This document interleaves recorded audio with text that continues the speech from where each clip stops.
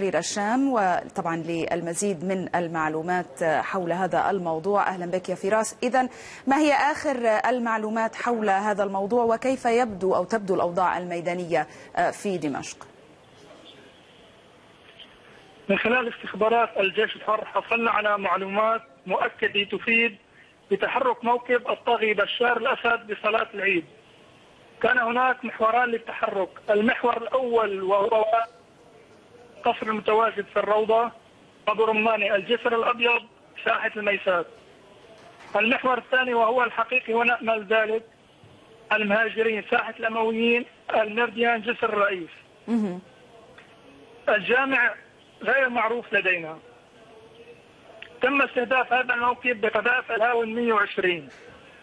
نعم. تأكدنا من إصابة الموكب أمام فندق المرديان وعلى الطريق الواصل بين المرديان وجسر الرئيس.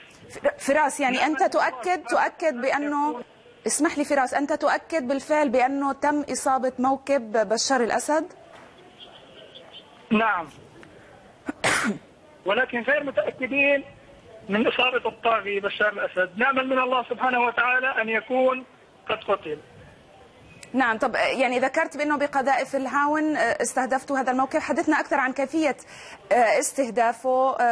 أين كانت بالضبط هذه المنطقة التي استهدفتموه فيها أو استهدفتوا الموكب فيها؟ عدد السيارات أيضا التي تم إصابتها، أو يعني تفاصيل عن الإصابات.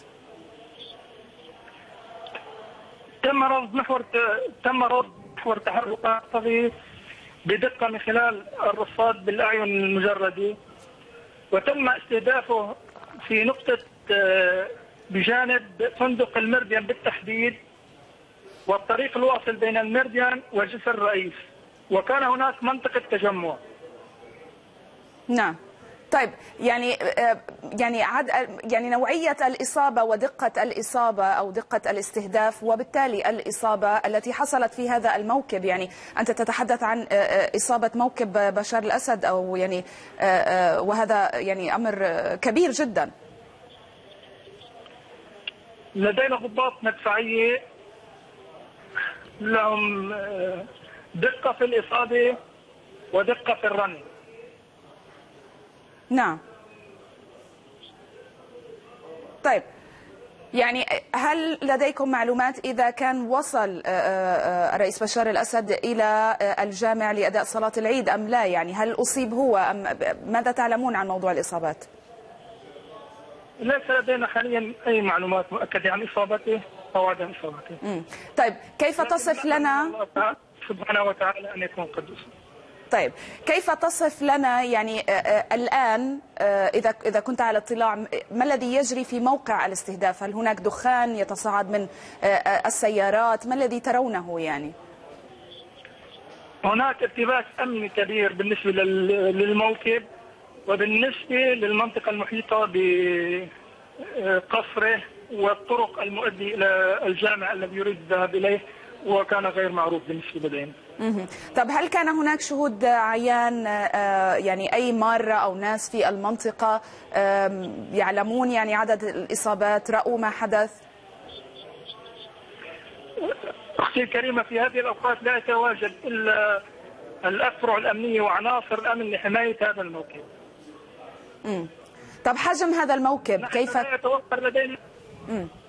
نحن بالنسبة لنا لا يتوفر لدينا إلا راصد كان يرصد هذا الموكب بالعين المجردة. نعم. طب عدد الصواريخ، صواريخ الهاون التي استهدفتم بها هذا الموكب؟ تقريبا 17 قذيفة 120. 17 قذيفة على هذا الموكب، قذيفة هاون. نعم. نعم. نعم. طيب شكرا جزيلا لك فراس البطار، قائد لواء تحرير الشام، على هذه المعلومات. وطبعا مشاهدينا نحن سنكون مع هذا الحدث ونتابع تطوراته يعني لمعرفة المزيد من التفاصيل.